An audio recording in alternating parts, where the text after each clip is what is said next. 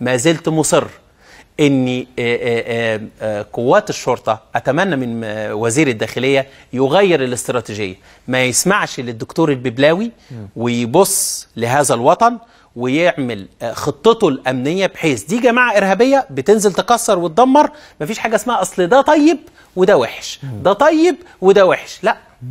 نزل مع هذا التنظيم، هو متفق مع هذا المنهج وهذه العقيده. والماده 86 زي ما قلت يا رامي بيه، حضرتك وضحت حته مهمه قوي في قانون العقوبات. في قانون العقوبات موضحه ان اي حد ينتمي لجماعه، وبالتالي عقوبه الانتماء في حد ذاتها، وان هو مجرد نزل في الشارع تقول ايه، بص انا نزلت في شارع وايدي فاضيه. عشان كده انا قلت استفيد من خبره حضرتك القانونيه، لان انا مش فاهم الاصوات اللي بتطلع وبتقول يا جماعه اصل ده قرار حكومه، ده لازم يصدر حكم قضائي. طب ما احنا عندنا قانون يا جماعه. لا، انا هقول لحضرتك على حاجه. في نوعين من الدول، في دول قوية جدا محترمة جدا ما بتستناش أحكام قضائية، عاملة قائمة للإرهاب وكده، واسأل دول أوروبا ويقولوا لك الكلام ده. ما عندهمش أحكام قضائية، هو قائمة إرهاب حطيت كذا وكذا وكذا.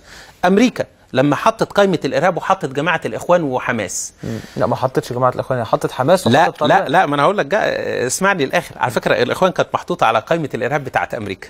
لما جه الكارت بتاع الإخوان وبتاع التيار الديني تمام كده، راح ايه الكارت ده عاجبهم. خلي بالك، ما هو حماس والاخوان حاجه واحده. شالت الاخوان من قائمه الارهاب لاني هتنزلهم للساحه، وسابت حماس. سابت حماس ليه؟ عشان اسرائيل، مع ان حماس اخوان برضه. انت عندك امريكا شالتهم من قائمه الارهاب، انما روسيا حطاهم على قائمه الارهاب.